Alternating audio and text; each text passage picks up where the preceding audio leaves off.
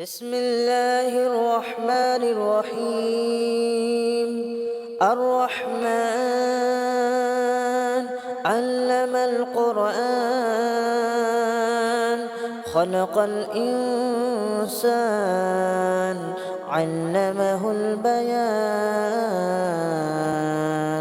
الشمس والقمر بحسبان والنجم والشجر يسجدان والسماء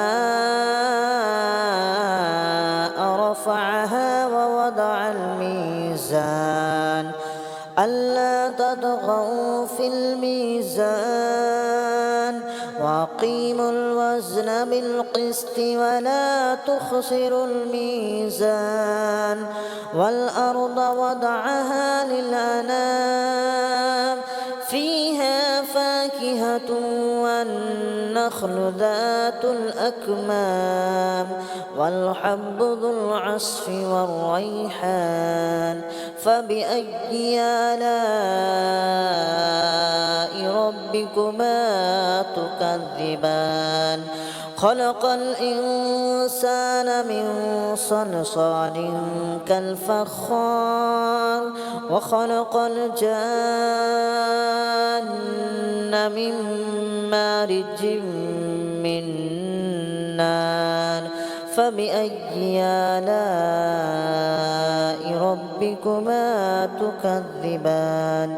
رب المشرقين ورب المغربين.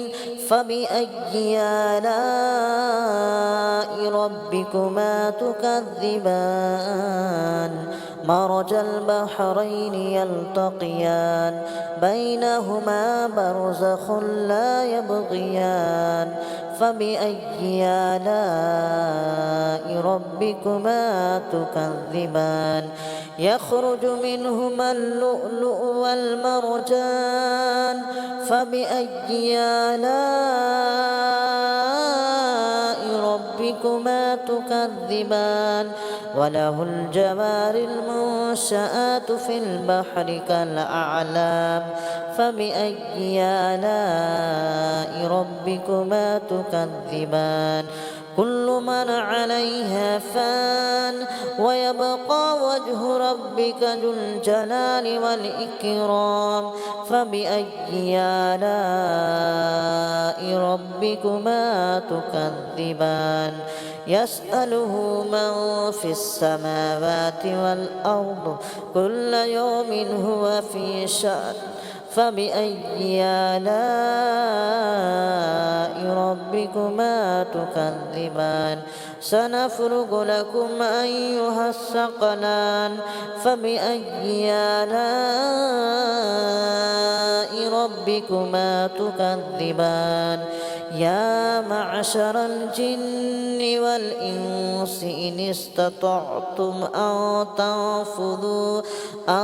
تنفذوا من أقطار السماوات والأرض فانفذوا لا تنفذون إلا بسلطان. فبأي آلاء ربكما تكذبان؟ يرسل عليكما شواظ من نار ونحاس فلا تنتصران. فبأي آلاء ربكما تكذبان؟ فإذا انشقت السماء فكانت وردة كالدهان. فبأي آلاء ربكما تكذبان؟ فيومئذ لا يسأل عن ذنبه إنس ولا جان. فبأي آلاء ربكما تكذبان؟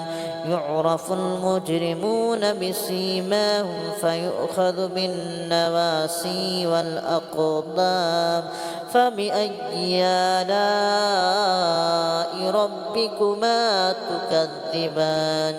هذه جهنم التي يكذب بها المجرمون يطوفون بينها وبين حميم آن فبأي آلاء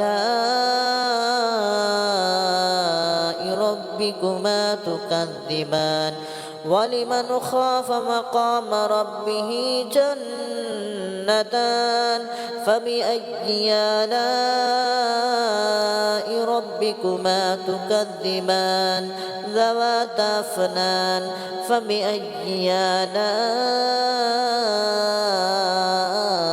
ربكما تكذبان فيهما عينان تجريان فبأي آلاء ربكما تكذبان فيهما من كل فاكهة زوجان فبأي آلاء ربكما تكذبان متكئين على فرش مطائنها من استبرق وجنى الجنتين دان فبأي آلاء ربكما تكذبان فيهن قاصرات الطرف لم يطمثهن إنس قبلهم ولا جان فبأي آلاء ربكما تكذبان كأنهن الياقوت والمرجان فبأي آلاء ربكما تكذبان هل جزاء الإحسان إلا الإحسان فبأي آلاء ربكما تكذبان ومن دونهما جنتان فبأي آلاء ربكما تكذبان مدهامتان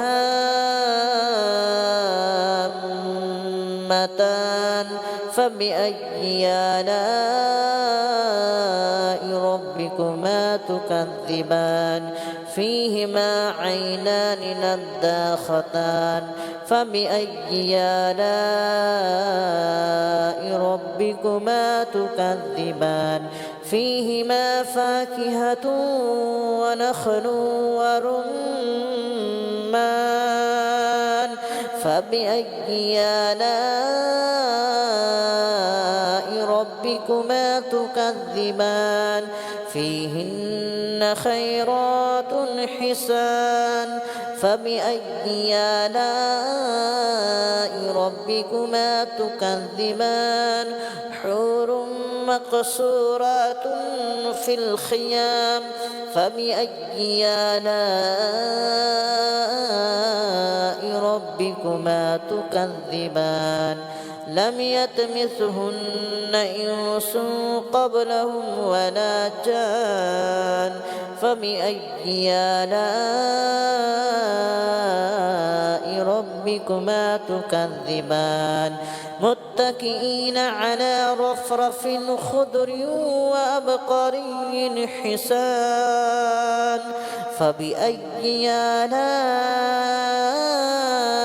ربكما تكذبان تبارك اسم ربك ذي الجلال والإكرام.